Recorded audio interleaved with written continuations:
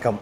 வாழ்க வளமுடன். சுவாசம் டீ நேயர்களுக்காக உங்களை வந்து ஒரு நேர்காணல் நிகழ்ச்சியில் சந்திக்கிறதுல ரொம்ப மகிழ்ச்சி அடைகிறேன் சார்.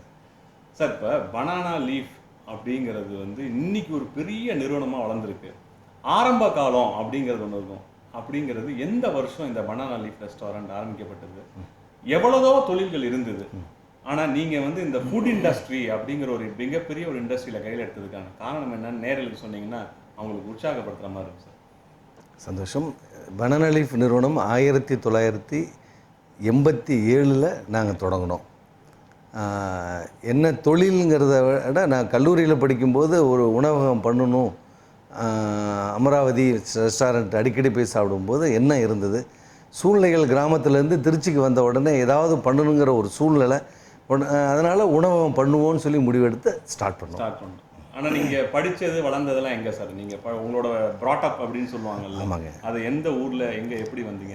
என்னுடைய சொந்த ஊர் எரகுடி கிராமம். படித்தது ஸ்கூல் படித்தது எல்லாமே எரகுடியில் தான் நாங்கள் படித்தோங்க. அடுத்தது ப்ரீ யூனிவர்சிட்டி கோர்ஸ் பிஷேவர் காலேஜில் பண்ணோம். பிஎஸ்சி சென்ட் ஜோசப்ஸில் படித்தேன். எம்எஸ்சி லயலாவில் பண்ணேங்க. அப்புறம் பிஎட் மைசூரில் படித்தேங்க. சரி சார். இப்போ நிறைய இளைஞர்கள் வந்து பணம் இருந்தால் தான் ஒரு பிஸ்னஸ் பண்ண முடியும் அப்படின்னு நினைக்கிறாங்க. நீங்கள் ஆரம்பிக்கிற காலத்தில் ஒரு பனானா லீஃப்னு ஒரு ரெஸ்டாரண்ட் ஆரம்பிக்கும் போது பணம் ஒரு தடையாக இருந்ததா, இல்லை பணம் மட்டும்தான் ஒரு தடை கிடையாது, மற்ற விஷயங்கள் நிறைய இருக்கிற சுற்றிங்கிற மாதிரி இருக்கா? அது ஒரு ஃபஸ்ட்டு ஒரு உணவகம் எந்த தொழில் ஆரம்பிக்கணும் அப்படின்னு என்ன ஒரு முடிவெடுத்தாலும் முதல்ல வந்து பணம்ங்கிறது ஒரு தடை கிடையாது. தடை தான், அதெல்லாம் தடையை தாண்டி தான் வரணும். பட் எண்ணங்கள் ஸ்ட்ராங்காக இருந்தால் அது அது அது தனியாக அது அழகாக வழி காமிச்சு நம்மளை அந்த பாதையில் போகும். எண்ணங்கள் தான். சரி, இப்போ நீங்கள் பிஸ்னஸ் ஆரம்பிக்கணும் அப்படின்னா ஃபுட் இண்டஸ்ட்ரின்னு சூஸ் பண்ணிட்டீங்க. ஒரு திருச்சியை ஏன் சூஸ் பண்ணீங்க? நிறைய லொக்கேஷன்ஸ் இருக்குது. திருச்சியில் ஸ்டார்ட் பண்ணணும் அப்படிங்கிறதுக்கான காரணம் எது இருக்குங்களா? அப்படி சொல்ல முடியாது. இது ஆக்சிடென்டல் தாங்க. என்னோடய கிராமத்தில் தலைவராக இருந்தேங்க. ஒரு காலகட்டம் அங்கே ரொம்ப என்னுடைய கவனம் எதுலேயுமே செலுத்த முடியாதனால குடும்ப சூழ்நிலை காரணமாக திருச்சிக்கு வந்துட்டோம். திருச்சிக்கு வந்து என்ன தொழில் பண்ணலான்னு நினைக்கும் போது இடம் கிடைச்சது. அப்படியே தொழில் ஆரம்பித்தோம். ஆமாங்க. ஸோ உங்களுக்கு நம்பிக்கை இருந்ததா, நம்ம ஒரு ஏசி ரெஸ்டாரண்ட் ஸ்டார்ட் பண்ணுறோம், ஒரு டெவலப்பிங் ஏரியாவில் தான் ஸ்டார்ட் பண்ணுறோம் அப்படிங்கும்போது நம்மளால் பிஸ்னஸை ஃப்ளரிஷ் பண்ண முடியும், பொட்டென்ஷியல் யூஸ் பண்ண முடியும்னு உங்களுக்கு நம்பிக்கை இருந்ததுங்களா? இது வரைக்கும் நான் எடுத்த காரியம் எந்த காரியத்துலையுமே நம்பிக்கை டவுட்டுன்னு இது வரைக்கும் வந்ததே கிடையாது. ஸோ நீங்கள் அப்போ தன்னம்பிக்கையோட தான் அந்த எதையுமே ஒரு ஏசி ரெஸ்டாரண்ட் ஸ்டார்ட் பண்ணி ரன் பண்ண முடியும் அப்படிங்கிற ஒரு நம்பிக்கை எனக்கு எப்போவுமே. ஹோட்டல் மட்டும் இல்லை, அதுக்கப்புறம் எத்தனையோ பண்ணியிருக்கோம். எந்த ஒரு காரியத்தை எடுத்தாலும் அதில் சின்ன டவுட்டு கூட எனக்கு வந்தது கிடையாது. தோல்வி வரும், ஆனாலும் உடனே அதை தோல்வின்னு எடுத்துக்காமல் அடுத்த முயற்சின்னு போனே ஒழிய பயந்ததுங்கிறது வாழ்க்கையில் கிடையாது. ஸோ தோல்வி அப்படின்னு சொல்லிட்டு எடுத்துக்காம முயற்சிகளை கண்டினியூஸாக நம்ம மேற்கொள்ளும் போது தோல்வியெல்லாம் பார்த்து ஓடி போயிடல. நிச்சயமா தோல்வி அடையாமல் வாழ்க்கையில் ஜெயிக்க முடியாது. ஸோ தோல்வியிலேருந்து நீங்கள் நிறைய லேர்ன் பண்ணிருக்கோம். ஸோ இது வந்து ஒரு கேஷுவலான கொஸ்டினாக எடுத்துக்கலாம், இல்லை வந்து கொஞ்சம் டச்சிங் கொஸ்டினாக கூட நீங்கள் எடுத்துக்கலாம் சார். நீங்கள் சந்தித்த ஒரு தோல்வியை வந்து நேயர்களுக்கு ஷேர் பண்ணிங்கன்னா அது வந்து சக்ஸஸ் ஸ்டோரியாக எப்படி மாற்றினீங்கன்னு சொன்னீங்கன்னா நல்லாயிருக்கும் சார். ஏன்னா நிறைய பேர் வந்து ஒரு தோல்வியிலேயே தோண்டு விழுந்துடுறாங்க. அப்படி இல்லாமல் நீங்கள் உங்களை மாதிரியான எக்ஸ்பீரியன்ஸ்டு பிஸ்னஸ் மேன் வந்து நிறைய பிரச்சனைகளை சந்திச்சிருப்பீங்க, அது சேலஞ்சாகவும் மாற்றிருக்கீங்க. ஸோ ஏதாவது ஒரு தோல்வி, அதாவது நீங்கள் நினச்சி எதிர்பார்க்காம போயிருக்கோம், அதை வந்து எப்படி உங்களோட ஸ்ட்ராட்டஜி மூலமாக ஓவர் கம் பண்ணீங்க? அதாவது வாழ்க்கையில் தம்பி, என்னோடய வாழ்க்கையில் வந்து தோல்விகள்னு பார்த்தா ஒரு 7-8-10 தோல்விகள் வந்து இருந்து 7-8-10 தொழில்கள் நான் அடைஞ்சிருக்கேன். இன்றைக்கி ஒரு 10 தொழில் கையில் இருக்குது. பட் எனக்கு என்ன ஒரு உணர்வு ஆரம்பத்திலே இருந்ததுன்னா, என்னோடய லைஃப்பில் வந்து என் கையில் பணம் இருக்கோ பணம் இல்லையோ, நான் இது வரைக்கும் கேட்டு யாருக்கும் இல்லைன்னு சொன்னதில்லை. அதனால் ஆண்டவன் என்னை காப்பாற்றுவாருங்கிற என்னை அறியாத ஒரு கான்ஃபிடென்ட்டு 1983-84 எனக்கு ஸ்ட்ராங்காக இருந்தது. அது ஒன்று தான் என்னை இது வரைக்கும் வழி நடத்துது. இறை நம்பிக்கைங்கிற உணர்வில் நான் செய்கிற ஒரு காரியத்தில் நிச்சயமாக எனக்கு துணை இருக்குங்கிற ஒரு உணர்வு தான் என்னை வந்து எந்த இடத்துலையுமே தயங்காமல் செயல்பட வச்சது. Excellent sir. இப்போ நிறைய காம்படிஷன் வந்து சார் 87 நீங்கள் வந்து ஒரு பயணியர்னே சொல்லலாம், ஒரு நான்வெஜ் ரெஸ்டாரண்ட் திருச்சியில். இன்னைக்கு என்விரான்மெண்ட் பார்த்தீங்கன்னா 2019 நிறைய காம்படிஷன் வந்துருச்சு. அப்படி இருக்கும்போது பனானா லீஃப் எப்படி மற்ற ரெஸ்டாரண்ட் வந்து டிஃபரன்ஷியேட் பண்ணி காட்டுது, அதாவது யூஎஸ்பின்னு சொல்லுவாங்க, யூனிக் செல்லிங் ப்ரொபோசிஷன். உங்களுக்கான ஐடென்டிட்டியை இப்போ எப்படி மெயின்டைன் பண்ணுறீங்க? எங்களுக்கான ஐடென்டிட்டின்னு பார்த்தீங்கன்னா, காலம் மாற மாற புதுசாக எந்த ஹோட்டல் திருச்சியில் வந்தாலுமே அவங்க என்ன பண்ணுறாங்களோ, அவங்களுடைய செயல்பாடுகளை எது சக்ஸஸோ அதை உடனே நான் சக்ஸஸாக எடுத்துக்குவேன். ஓகே, அதை எடுத்து அதை எங்களுடைய மக்கள்கிட்ட சொல்லி அதை டெவலப் பண்ண வைப்பேன். எங்கே இருந்தாலும் அதை எடுத்து உடனே நான் ஃபாலோ பண்ணணும்னு நினைப்பேன். எனக்குன்னு சொந்த ஒரு திறமை, சொந்த அறிவுன்னா என்னை பொறுத்த வரைக்கும் கிடையாது.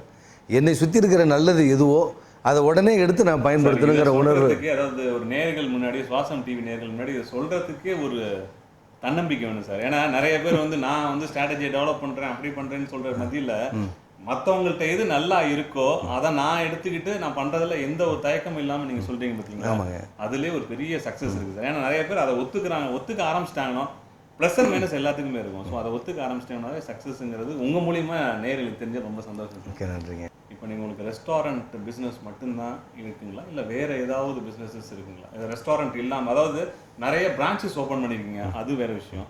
ரெஸ்டாரண்ட்டை தவிர வேறு என்ன பிஸ்னஸ் ஆகுது? இல்லை, பேசிக்காக நான் என்னோடய லைஃப் ஸ்டார்ட் ஆனதே வந்து என்னோடய அப்பா தாத்தா காலத்திலே ஒரு ஸ்கூல் 1907 ஸ்கூல் எங்கள் கிராமத்தில் இருக்குது. 1960 ஒரு ஹைஸ்கூல் தாத்தா பண்ணாங்க. இது கவர்மெண்ட் எய்டட் ஸ்கூல். ஆமாம், அதனால் பேசிக்காக வந்து அது ஒரு சோஷியல் லைனில் நாங்கள் வச்சுருந்தோம். அப்புறம் விவசாயம் இருக்குது. 2004க்கு அப்புறம் தமிழ் மீடியம் எல்லாம் வந்து ரொம்ப பாதிப்புகள் அடைகிற காலகட்டத்தில் இங்கிலீஷ் மீடியம் ஆரம்பித்தே ஆகணும்னு சொல்லிட்டு 2004 higher secondary English medium self ஃபைனான்ஸில் ஸ்டார்ட் பண்ணோம். அது சோஷியலாக இருந்ததுனால அது தொடாமே வச்சுருந்தோம். அதுக்கப்புறம் வேறு வழியே இல்லாமல் அதை ஒரு கமர்ஷியலாக பண்ணுற மாதிரி ஒரு சூழ்நிலைகள் உருவாச்சு. இப்போ அங்கே வந்து எனக்கு higher secondary school, ITI, catering ஒரு 3000 ஸ்டூடெண்ட்ஸ் வந்து என்னோடய கிராமத்தில் படிச்சுட்டு இருக்காங்க. ஆனால் இதில் என்னென்ன சார், இப்போ டைவர்சிஃபிகேஷன் சொல்லுவோம் சார். ரெஸ்டாரண்ட்லேருந்து ஸ்கூல்லேருந்து கேட்ரிங். ஸோ கேட்ரிங்கும் ஃபுட் இண்டஸ்ட்ரினா ஒரு இதில் லிங்க் இருக்குது. பட் ஸ்கூல் ஆரம்பிச்சிருக்கீங்க. இது மாதிரியான டைவர்சிஃபிகேஷன் இன்னைக்கு பிஸ்னஸில் அவசியம்தாங்க. ஒரு தொழிலில் வந்து ஒரு தடுமாற்றம், ஒரு அந்த லைனில் ஒரு எப்போவுமே எந்த ஒரு தொழிலுக்கும் ஏற்ற இறக்கங்கள் அப்பப்போ வரும். தொழிலையும் வரும், மனித வாழ்க்கையில் யார் தொழில் பண்ணாலும் அவங்களுக்கும் அது வரும். அந்த சமயத்தில் வந்து நமக்கு ஒரு டைவர்சிஃபிகேஷன்லேருந்து ஒரு வருமானம் நமக்கு வந்துச்சுன்னா அதை வந்து சமாளித்து ரன் பண்ண முடியும். அது எல்லாத்த விட நீங்கள் அழகாக ரன் பண்ணணும், ஒரு தொழிலாக இருந்தாலும் ரன் பண்ண முடியும்னா நாணயம்னு ஒன்று நீங்கள் கரெக்டாக மெயின்டைன் பண்ணிங்கன்னா எவ்வளோ சோதனை வந்தாலுமே அந்த நாணயம் அழகாக நம்மளையே சோதனையாக இல்லாமல் அழகாக நம்மளே கொண்டு போகும். இப்போ ஹோட்டல் இண்டஸ்ட்ரி அப்படிங்கிறது வந்து ஒரு ஹாஸ்பிட்டாலிட்டி சர்வீஸ் செக்டர் மாதிரி சொல்லலாம்.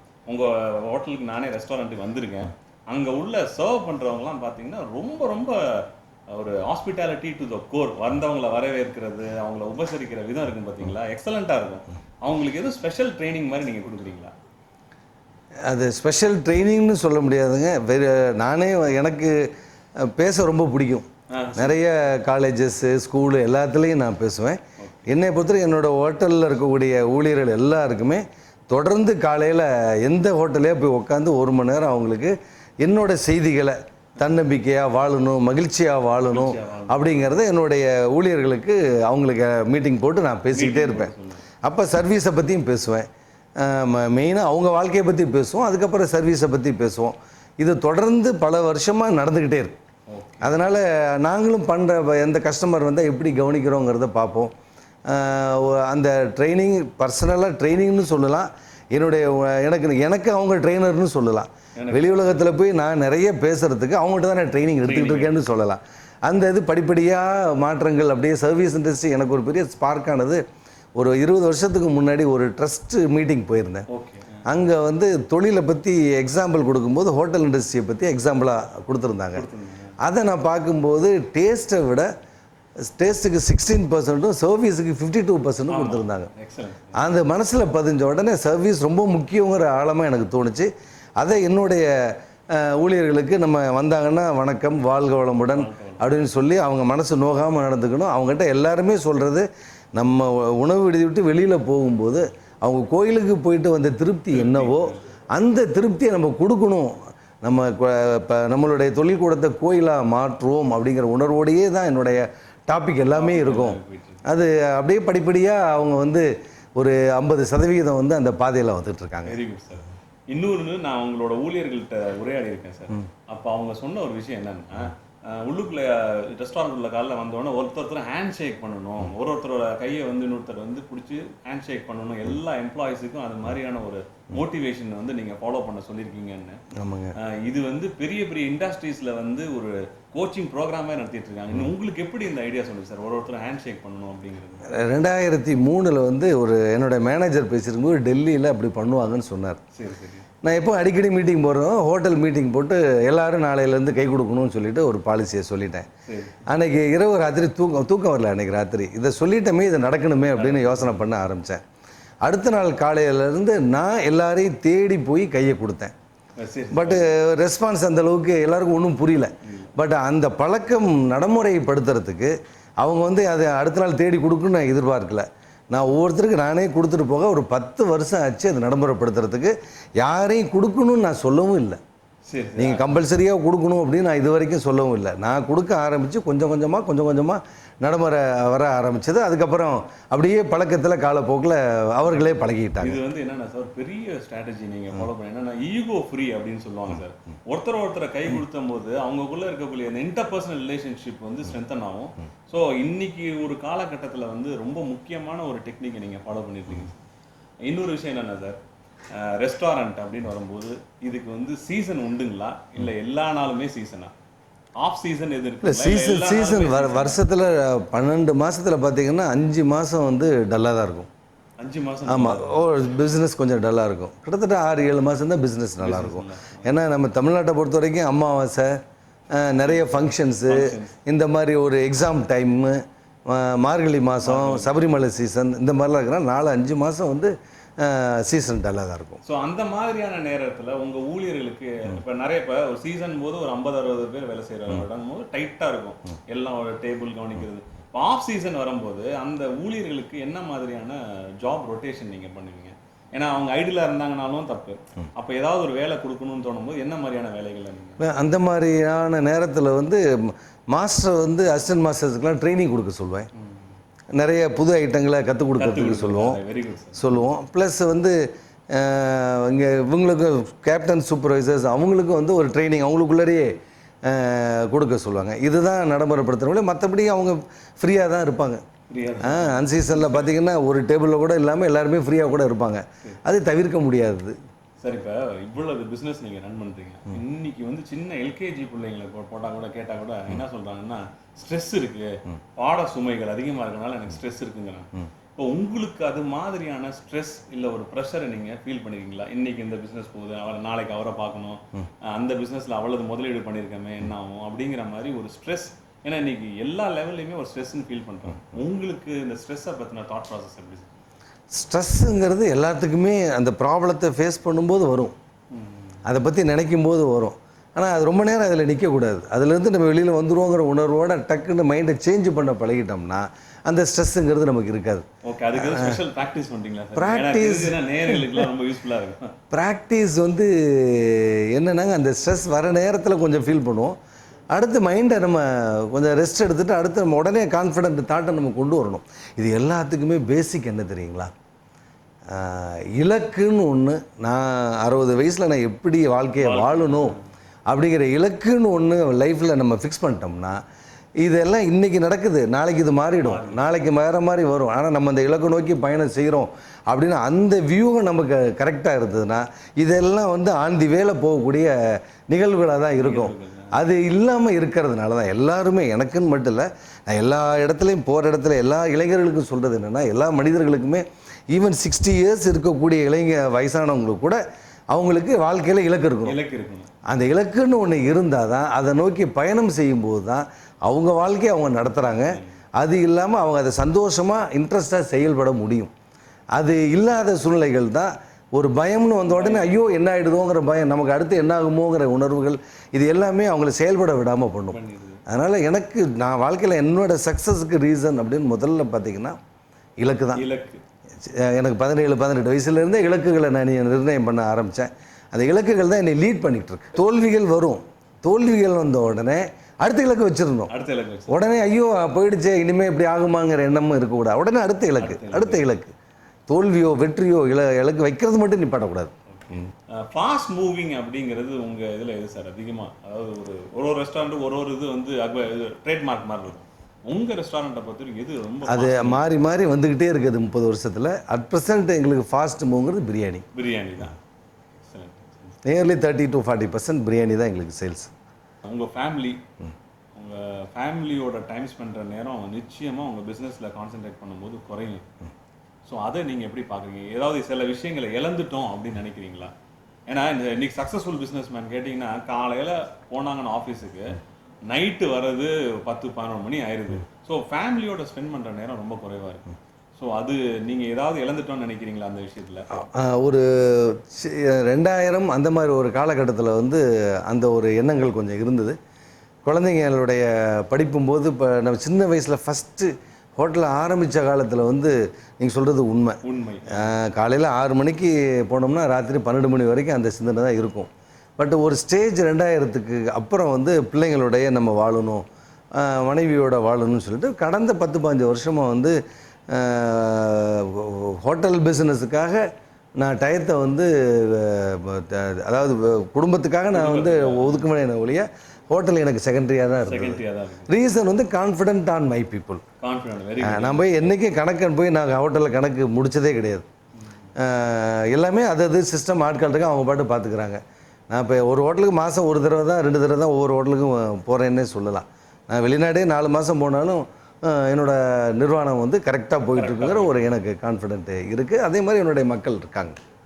சார் இன்னைக்கு நீங்கள் ஒரு உணவகம் நடத்தி ரொம்ப சக்ஸஸ்ஃபுல்லாக வந்துட்டுருக்கீங்க. என்ன மாதிரியான உணவு பழக்க வழக்கங்கள் குறிப்பாக இளைஞர்கள் கிட்ட வந்து இன்னைக்கு ஒரு டக்குன்னு வேகமாக சாப்பிட்றது, டிவி பார்த்துட்டு சாப்பிட்றது, இல்லை ஏதாவது ஹெட்ஃபோனை மாட்டிட்டு பொறிச்சிட்டு போயிடுறது, இந்த மாதிரியான ஒரு கல்ச்சர் வந்து ப்ரிவேல் ஆகிட்டு இருக்கு. நீங்கள் தான் இதுக்கு கரெக்டான பர்சன். ஏன்னா ஒரு ரெஸ்டாரண்ட் நடத்திட்டு இருக்கீங்க. உங்களுக்கு என்ன மாதிரியான உணவு பழக்க வழக்கங்கள் இருந்தால் நல்லா இருக்கும்னு நினைக்கிறீங்க? அதாவது உடல் அமைப்பில் பார்த்திங்கன்னா சாப்பிட உக்காந்தோம்னா என்ன எண்ணங்களை நினச்சிக்கிட்டு சாப்பிட்றோமோ அந்த எண்ணங்கள் தான் ஓடும். அதனால் டிவி பார்க்குறது, செல்ஃபோன் பார்க்குறது இது இல்லாமல் அமைதியாக உட்காந்து அந்த உணவை ரசித்து சாப்பிடணுங்கிற எண்ணம் முதல்ல வரணும். நம்ம உடல் வந்து சாப்பாடை வந்து இன்றைக்கி காலகட்டம் என்ன ஆகிடுச்சுன்னா, மிகப்பெரிய அதிகாரிகள்கிட்டலாம் நான் பழகும்போது எல்லோரும் பேசும்போது சாப்பாட்டுக்கு ஒரு 1/2 மணி நேரம் உட்காந்து சாப்பிட்றது வந்து டைம் வந்து வேஸ்ட்டு அப்படின்னு நினைக்கிறாங்க. அப்பா அம்மா கூட வீட்டில் அப்படி தான் பேசுகிறாங்க. ஆனால் மிக உண்மையான விஷயம் என்னென்னா, அந்த காலத்தில் வந்து நொறுங்க தின்னா 100 வயசு அப்படின்னு சொல்கிறாங்க. ஏன்னா அது எதுக்காக அந்த வார்த்தை அப்படின்னு பார்த்தீங்கன்னா, ஏன் அப்படின்னு நம்ம சொல்லணும்னா, எனக்கு தெரிஞ்ச பாணியில் நான் அதை சொல்கிறேன். ஒரு மனிதனுக்கு எதுக்கு ஆண்டவன் ரொம்ப ஹார்டாக படைச்சிருக்கான்? இருக்கிறதுலேயே ஹார்டானதை படைச்சிருக்கான். எதுக்காக படைச்சிருக்கான்? நம்ம சாப்பிட்ற பொருளை அதை அரைச்சி சாப்பிடணுங்கிறதுக்காக தான் ஆண்டவன் படைச்சிருக்கான். அப்போ நமக்கு சாப்பிடும்போது நம்ம நல்லா அரைச்சி சாப்பிட்டோம்னாவே 50% ஆஃப் தி அறவை வந்து அதிலே சரியாகும். ஆனால் நம்ம பெரும்பாலும் என்ன பண்ணுறோம், ஒரு சாப்பாடை எடுத்து வாய்க்குள்ளே போட்டுட்டு அடுத்த கை போய் வாயில் வர வரைக்கும் தான் நம்ம வெயிட் பண்ணுறோம். அதுக்குள்ளே உடனே முழுங்கிட்டு அடுத்ததை நம்ம போடுறோம். ஸோ நம்ம பண்ணக்கூடிய மிகப்பெரிய நம்மளை அறியாமல் செய்யக்கூடிய சில தவறு. இந்த அரைக்கிறதுல நமக்கு கிடைக்கக்கூடிய பலன் என்ன அப்படின்னு பார்த்திங்கன்னா, ஆண்டவன் வந்து வாய்க்குள்ளார வந்து உணவு அதிகமாக இருக்கும்போது உமிழ்நீர் அதிகமாக சுரக்கும். உமிழ்நீர் வந்து ஜீரண சக்தியில் மிகப்பெரிய ஒரு ரோல் ப்ளே பண்ணுறது அந்த உமிழ்நீர். அப்போ நீங்கள் ஒரு 30 தடவை அரைக்கும் போது அந்த உணவு இருந்ததுன்னா அந்த அரைதலும் நல்லா நடக்கும். அந்த ஜீரண சக்தியான உமிழ்நீர் நிறைய சுரக்கும். இதை நீங்கள் ரொம்ப எக்ஸாம்பிளாக பார்க்கணும்னா, ஒன்றுமே வேணாம், ஒரு சின்ன பிஸ்கட் எடுத்து வாய்க்குள்ளார போட்டுட்டு ஒரு நிமிஷம் வெயிட் பண்ணி பாருங்கள், எவ்வளோ உமிழ்நீர் சுரக்குங்கிறத நம்ம உணர முடியும். அடுத்ததாக இன்னொரு அற்புதமான விஷயம் பார்த்திங்கன்னா, சுவை நரம்புகள்னு சொல்லிட்டு நம்ம வாய்க்குள்ளே இருக்குது. அந்த சுவை நரம்புகள் வந்து நம்ம சாப்பிட்ற சாப்பாட்டை எடுத்து சுவையை அனுபவிக்குது. சுவையை அனுபவித்து 2 விஷயம் அது பண்ணுது. ஒன்று என்ன பண்ணுது அப்படின்னா, உடலுக்கு எனர்ஜியை கொடுக்குது, மனசுக்கு சந்தோஷத்தை கொடுக்குது. உடலுக்கு எனர்ஜி எப்படி கொடுக்குன்னு நீங்கள் நினைக்கலாம். நீங்கள் சாதாரணமாக ரொம்ப உடம்புல எனர்ஜி இல்லாமல் போய் மயங்கி டயர்டாகி விழுகும்போது உங்களுக்கு வாய்க்குள்ளார சர்க்கரையோ ஏதோ ஒன்று போட்டிங்கன்னா, குளுக்கோஸோ போட்டிங்கன்னா அடுத்த செகண்டு நீங்கள் வந்து ஏந்திரிச்சு உக்காடுறீங்க. நல்லா பார்த்தீங்கன்னா நம்ம உடம்புக்கு எனர்ஜி வேணும்னா நம்ம சாப்பிட்டு உள்ளர போய் ஜீரணமாகி சக்தியாக லிவர் மாற்றி கொண்டு வந்து கொடுக்கும்போது தான் எனர்ஜி வரணும். ஆனால் அடுத்த செகண்டில் உங்களால் எப்படி ஏந்திரிக்க முடியுது? அப்போ அந்த சுவை நரம்புகள் அந்த அதையும் சுவையும் எடுத்து எனர்ஜியை உடம்புக்கு கொடுக்கும்போது தான் நம்மளால் அடுத்த செயல்பாடுகள் பண்ண முடியுது. அது ஒரு அற்புதமான நிகழ்வு. நம்ம ஒரு நல்லா அரைக்கும் போது அதுவும் நமக்கு நடக்குது. அது இல்லாமல் வந்து இரைப்பை இருக்குது. அதில் வந்து HCl ஆசிட் தான் வந்து நமக்கு ஜீரணம் சக்தியை இப்போ மெயினாக அது ஒன்று தான் நமக்கு வேலை பார்த்துட்டு இருக்குது. அதுவும் என்ன அப்படின்னு பார்த்தீங்கன்னா எப்போனா கரெக்டாக சாப்பிடும்போது தான் அது சுரக்கும். சாப்பிடணும்னு நினச்சிட்டா சுரக்க ஆரம்பிச்சிடும். சாப்பிடணும் நினச்சிக்கிட்டு ஐயோ சாப்பிட முடியலையே நினைக்கும் போது தான் அது சுரந்து அல்சருங்கிற ஒன்று மனிதனுக்கு உருவாகுது. அதுவே கரெக்டாக சாப்பிட்ற நேரத்தில் அது சுரக்கும். அப்போ நம்ம என்ன பண்ணலாம் அப்படின்னா, நான் இந்த இடத்துல ஒரு சின்ன நிகழ்வுகள் நான் ஒன்று சொல்கிறேன். நான் ஆல்ரெடி சொன்னேன் இல்லைங்களா, மூளை சொன்னால் உடலில் இருக்கக்கூடிய செல்கள் எல்லாம் உத்தரவு செயல்படும்னு சொல்கிறோம். மூளை வந்து நம்ம கையை தூக்கு அப்படின்னா அத்தனையும் சேர்ந்து கையை தூக்கும். நம்ம வந்து பாத்ரூம் போயிட்டு நம்ம போகணும் அப்படின்னு உத்தரவு போட்டுச்சுன்னா அத்தனை செல்களும் செயல்பட்டு அதை வெளியே தள்ளும். ஸோ சொல்கிறத செயல்படுறதுக்கு கோடிக்கணக்கான அடிமைகள், ஒரு உண்மையான விசுவாசிகள், நம்ம நல்லா இருக்குன்னு நினைக்கக்கூடிய அற்புதமான மனிதர்கள் நம்ம கீழே இருக்கிறாங்க. இதுதான் வந்து உள்ள செல்களுடைய செயல்பாடு. இப்போ நான் அவங்ககிட்ட சொல்ல வந்தது அப்போ நான் அந்த இடத்துல நான் சொல்ல வந்தது, மூளை வந்து சாப்பிடும்போது அந்த இடத்துல HCl ஆசிட் கொஞ்சம் நிறைய ஜீரணம் நல்லா ஆகணும் அப்படின்னு ஒரு 4-5 தடவை நினச்சோம்னா அது சுரக்கும். ஸோ சாப்பிடும்போது அரைச்சி சாப்பிட்டோம்னா உமிழ்நீரும் வந்து சுவை நரம்புகளும் செயல்பட்டு கொஞ்சம் நேரம் வந்து நல்ல ஜீரணம் பண்ணுங்கன்னு HCl நிறைய சுரக்கணும்னு சொன்னாவே 100க்கு 100% ஜீரணம் நமக்கு கிடைக்கும். 100க்கு 100 ஜீரணம் கிடைச்சிருச்சுன்னா ரத்தம் சுத்தமாக மாறும். ரத்தம் சுத்தமாக மாறிச்சுன்னா செல்களுக்கு நல்ல சுத்தமான பொருள் போகும். செல்களுக்கு சுத்தமான உணவுப் பொருள் போச்சுன்னா இன்றைக்கி கெட்ட செல்கள் அழிஞ்சிக்கிட்டே இருக்குது, நல்ல செல்கள் உருவாகிக்கிட்டே இருக்குது. அந்த நல்ல செல்களுக்கும் நம்ம நல்ல ரத்தத்தை கொடுத்தோம்னா உடம்புல இருக்கிற நோயும் போகும், வரும் நோயையும் வர விடாமல் பண்ணும். அதனால் இது சாதாரணமான ஒரு விஷயமா தெரியும். ஆனால் உணவை நம்ம ரெகுலராக நம்ம அதுக்கு நேரம் கொடுத்து அரைச்சி சாப்பிட்டோம்னா உடம்புல இருக்கிற நோய் நம்மளை விட்டு விலகும். அதை தான் அந்த காலத்தில் நொறுங்க தின்னவங்க 100 வயசு வாழலான்னு சொல்கிறாங்க. ஸோ நம்ம உடலை நம்ம புரிஞ்சுக்கணும், நம்ம உடம்பு நம்ம அதை புரிஞ்சுக்கணும், எண்ணங்களை புரிஞ்சுக்கணும். இதை பண்ணும்போது நம்ம எதையுமே சந்தோஷமாக செயல்பட முடியும் அப்படின்னு எனக்கு ஒரு தாட்டு தம்பி. ஃபுட் இண்டஸ்ட்ரியை பற்றி நிறைய விஷயங்கள் சொல்லிட்டீங்க, உங்கள் ரெஸ்டாரண்ட்டை பற்றி. இன்னொரு டைப் ஆஃப் பிஸ்னஸ் வந்து ஸ்கூல். இன்னைக்கு பார்த்தீங்கன்னா சார், நான் ஒரு ஸ்கூல் ப்ரொஃபஸராக இருக்கனால இந்த ஸ்டாஃபுக்கும் இந்த ஸ்டூடெண்ட்ஸுக்கும் உள்ள டிஸ்டன்ஸுங்கிறது இன்னைக்கு நிறையாவே வந்துட்டு இருக்கு. ஸ்டூடெண்ட்ஸை ஒரு சின்ன பிரச்சனைனாலும் உடனே எமோஷன் ஆயிடுறாங்க. ஸோ அதனால பல பிரச்சனைகள்லாம் வந்துட்டு இருக்கு. ஸோ இப்போ இன்னைக்கு எஜுகேஷன் சிஸ்டமில் நிறைய மாற்றங்கள் கொண்டு வந்துட்டாங்க. நீங்கள் படித்த காலத்துலேயும் இன்னைக்கு ஒரு ஸ்கூல் அட்மினிஸ்ட்ரேட்டராக இருக்கீங்க. ஸோ அதுக்கும் என்னென்ன டிஃப்ரென்சஸை நீங்கள் ஃபீல் பண்ணுறீங்க? நாங்கள் படித்த காலத்தில் ஆசிரியர்கள் முதல்ல வந்து தரமாக பாடம் நடத்துனாங்க, தரமாக வாழ்ந்தாங்க. இன்றைக்கி அதுவும் மாற்றம் அது கமர்ஷியலாக மாறிடுச்சு. மாணவர்களை பொறுத்த வரைக்கும், என்னையை பொறுத்த வரைக்கும், நீங்கள் என்ன வாட்ஸ்அப் வரட்டும், என்ன டெக்னாலஜி வரட்டும், அதெல்லாம் வந்து மாணவர்கள் அந்த வயசில் விஷயங்கள் வேணால் நிறைய தெரிஞ்சு வச்சுருக்கலாமே ஒழிய, பள்ளிக்கூடத்தில் படிக்கும்போது 5 வயசுலேருந்து 15 வயசு வரைக்கும் இருக்கக்கூடிய காலகட்டத்தில் எப்படிப்பட்ட மாணவனையும் மாற்றி அழகாக கொண்டு வர முடியும். அதில் வந்து ஆசிரியர்களுடைய செயல்பாடுகள் கரெக்டாக போச்சு அப்படின்னா நிச்சயமாக அவங்க மாற்ற முடியும்.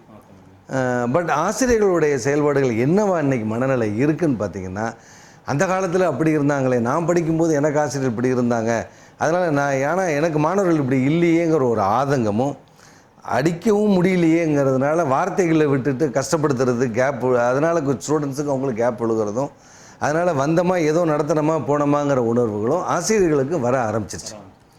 உணர்வுபூர்வமாக ஆசிரியர்கள் வந்து இப்போ இன்றைக்கி நல்ல ஆசிரியர் அப்படின்னு, சரியில்லாத ஆசிரியர் அப்படின்னு மாணவர்கள் பிரித்து பார்க்குறாங்கன்னா, நல்ல பாடம் நடத்தி மாணவர்கள் நல்லா இருக்குன்னு நினச்சி பேசுனா மாணவர்கள் திருந்துவாங்க. நான் கண்கூட பார்க்குறேன், ஒரு 6வது படிக்கிற மாணவன் நல்ல ஆசிரியர்கிட்ட படிக்கிறான், நல்லா வர்றான். 7வது ஒரு சரியான ஆசிரியர் இல்லாமல் படிக்கும்போது 6வது படித்ததே 7வதில் மறந்துடுறான். ஸோ என்னை பொறுத்த வரைக்கும் ஆசிரியர் கையில் தான் மாணவர்களுடைய வாழ்க்கை இருக்கிறது.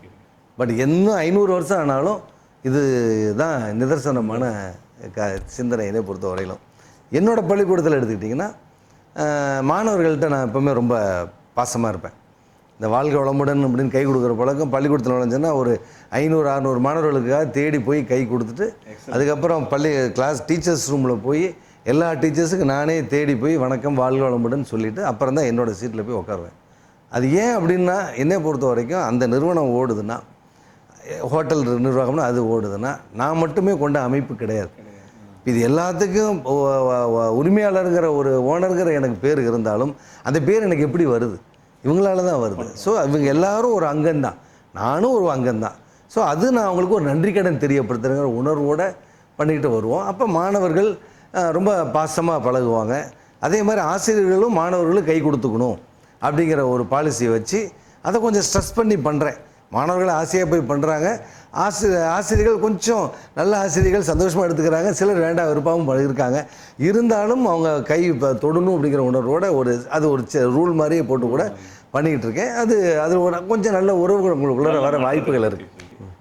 இங்கிலீஷ் மீடியத்தில் நிறைய இன்றைக்கி இங்கிலீஷ் மீடியம் தான் வந்துட்டு இருக்கு. இங்கிலீஷ் மீடியத்தில் படிக்கிறவங்களும் காலேஜ்லேயோ இல்லை வெளியிலையோ இன்டர்வியூலையோ போகும்போது சரியாக இங்கிலீஷ் பேச வரமாட்டேங்குது. தமிழ் மீடியத்தில் படித்தாலும் இங்கிலீஷில் பேசுங்க அப்படின்னு சொன்னால் அதுலேயும் ஸ்ட்ரகிள் இருக்குது. ஒரு 20 வருஷமாக படிச்சுட்டு இருக்க ஒரு மொழியை இங்கிலீஷ் அப்படிங்கிறத வந்து சரளமாக பேசுறதுக்கு தடுமாறுறாங்க. அது எந்த ஸ்கூல் படித்தாலுமே ஒரு பர்சன்டேஜ் ஆஃப் பீப்புள் தான் பேசுகிறாங்களோ, முக்கால்வாசி பேர் தடுமாறுறாங்க. இது உங்களோட பார்வையில் எப்படி சார் நீங்கள் பார்க்குறீங்க? ஒரு மொழியை கற்றுக்கிறதுக்கு ஒரு 20 வருஷம் பத்தாதுங்களா? அதையும் தாண்டி இன்னும் நம்ம நிறைய தெரிஞ்சுக்க வேண்டியது இருக்கா? இல்லை, அதுக்கு என்னோடய பள்ளிக்கூடத்திலே பார்த்தீங்கன்னா தமிழ் மீடியமும் படிக்கிறாங்க, இங்கிலீஷ் மீடியமும் படிக்கிறாங்க.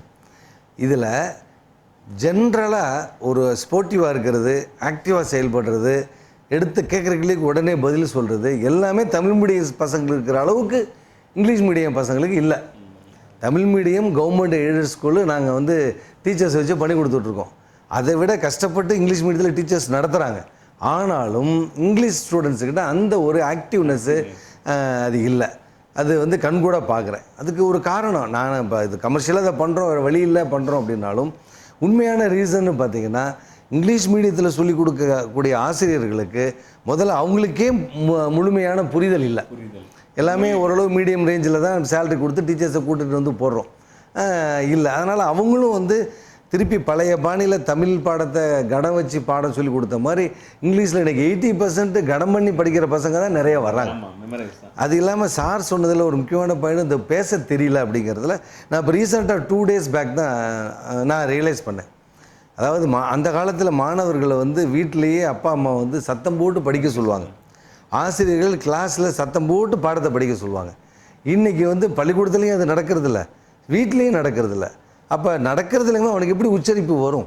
அதனால தான் இங்கிலீஷ் மீடியத்தில் பாவம் பேரண்ட்ஸ் எல்லாருமே வருஷம் பெரிய பணத்தை கொடுத்து படிக்க வைக்கிறாங்க, பெரிய கற்பனையோடு. ஆனால் மேக்ஸிமம் ஸ்டூடெண்ட்ஸ் வந்து இங்கிலீஷ் பேசுகிறதே இல்லை. அது அடிப்படை காரணம் எந்த இடத்துலங்கிறத இப்போ தான் நான் உணர்ந்தேன். என்னென்னா அவங்களும் சத்தம் போட்டு இங்கிலீஷை படிக்கும்போது தான் வார்த்தைகள் உச்சரிப்புகள் தவறி மாறி அடிபட்டு நல்ல வார்த்தைகளை துணிஞ்சு பேசக்கூடிய அளவுக்கு வரும். அப்போ அவங்களால வந்து துணிச்சலாக மற்றவங்கள்ட்ட உரையாடல் வரும். ஸோ இங்கிலீஷ் பேசணும் அப்படின்னு நினச்சா இதை என்னோடய பள்ளிக்கூடத்தில் நடைமுறை இப்போ தான் ஆரம்பிச்சிருக்கேன். இதை உலகம் பூரா கொண்டு போகணும். உச்சரிப்பு சத்தம் போட்டு பிள்ளைங்க ஸ்கூல்லையும் படிக்கணும், வீட்லேயும் போய் படிக்கணும். எப்போ படிக்கிறாங்களோ அப்போ தான் பேச்சு திறமை, பேச்சு வழக்கமே அவங்களுக்கு வரும் அப்படிங்கிறது என்னுடைய சிந்தனை. நல்ல விஷயங்கள் நீங்கள் பதிவு செஞ்சுருக்கீங்க. இன்னைக்கு என்கிட்ட 10 காசு கூட கையில் கிடையாது சார், நான் ஒரு தொழில் ஆரம்பிக்கணும் அப்படின்னா அதற்கான வழிமுறைகள் இது இருக்கா? அதாவது வெறுங்கையில் முளம்படாதேன்னு சொல்லுவாங்க, அது பழமொழியில் வர விஷயங்கள். பட் என்கிட்ட காசு இல்லை, நல்ல ஐடியாஸ் இருக்குது, அதை நான் செயல்படுத்துறதுக்கு ஏதாவது வழிமுறைகள் இருக்கா?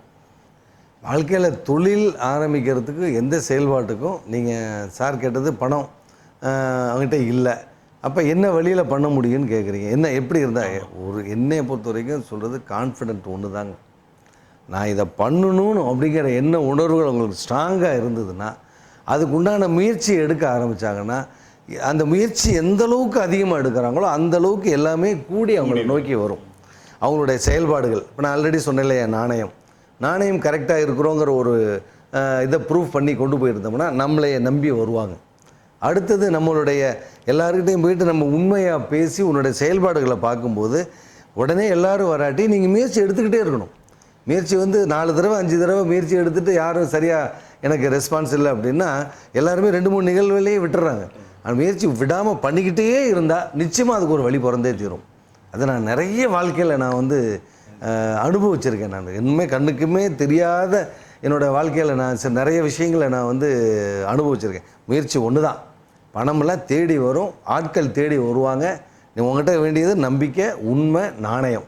இது இருந்து முயற்சி மட்டும் விடாமல் பண்ணிக்கிட்டே இருந்தால் காலப்போக்கில் படிப்படியாக உங்களுக்கு தேடி வரும். சார், தொழிலதிபராக வரும்னு நினைக்கிறவங்களுக்கு இன்றைக்கி இருக்க காலகட்டத்தில் இளைஞர்களுக்கு உங்களோட அறிவுரை இல்லை வந்து ஒரு ஐடியாஸாக எதை சொல்லணும்னு நினைக்கிறீங்க? வாழ்க்கையில் வந்துங்க நம்ம நிறைய விஷயங்களை வந்து வாழ்க்கையில் நிறைய எதிர்பார்க்குறோம்.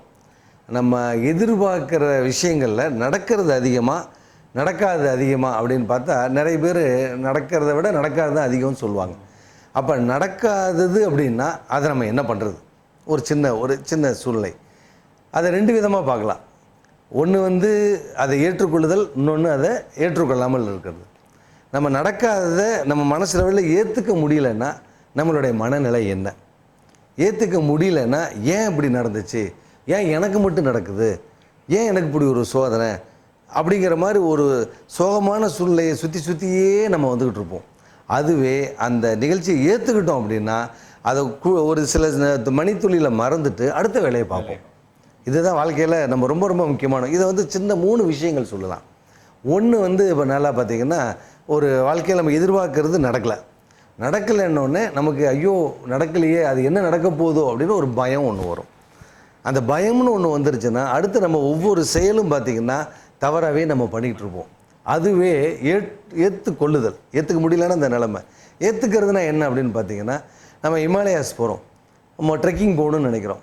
அதில் எவ்வளவோ இடர்பாடுகள் இருக்குது. பாம்பு வரும், புலி வரும், புதையலாம். எவ்வளவோ பேர் அதில் இறந்தும் போயிருக்காங்க. 100கணக்கான பேர் ட்ரெக்கிங் போயிட்டு இருக்காங்க. போகிறதுக்கு முன்னாடி ஐயோ இது நடக்குமேன்னு பயந்தால் நம்ம ட்ரெக்கிங் போக முடியுமா? ஸோ அப்போ அதே அட்வென்ச்சர் அப்படின்னு நினச்சிக்கிட்டால் நம்ம அதை போக முடியும். ஸோ அதை பயம் அப்படிங்கிற உணர்வை அட்வென்ச்சர்னு நம்ம மாற்றினோம்னா நம்ம வாழ்க்கையில் மாற்றங்கள் வரும். எல்லாமே நம்ம கையில் தான் இருக்குது.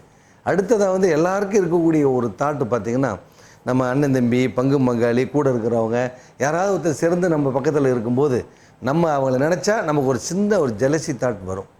அப்படி நமக்கு வரலன்னா கூட யாராவது நம்மளை பற்றி கம்பேர் பண்ணி பேச வச்சு உருவாக்கிடுவாங்க. அப்படி உருவாக்கும் போது நமக்கு வரக்கூடிய தாட் வந்து ஜெலசி தாட். இது வந்து ஏற்றுக்க முடியலன்னா அவங்கள பொறாமையே பார்ப்போம். அதை ஏற்றுக்கிறதுனா என்ன? உண்மையிலேயே அவங்க நல்லா பண்ணதுனால தானே சக்ஸஸ் ஆகியிருக்காங்க. ஏன் அவங்கள ரோல் மாடலாக நம்ம எடுத்துக்கூடாது?